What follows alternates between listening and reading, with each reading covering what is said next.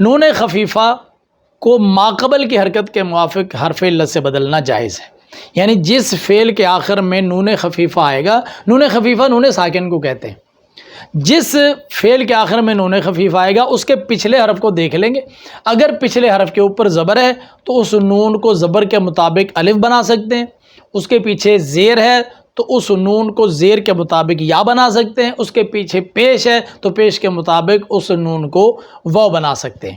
یہ قاعدہ ہے، یہ قانون ہے۔ وہ قانون کہاں پر ہے؟ اس کتاب میں۔ یہ صرف کی بڑی لازوال کتاب ہے اور تقریباً مدارس کے نصاب میں پڑھائی جاتی ہے۔ یہ اس کا پہلا صفحہ ہے اور یہ ہے اس کے اندر قانون۔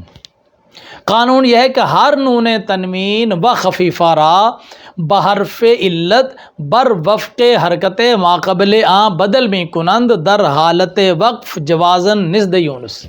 یہ ہے قانون۔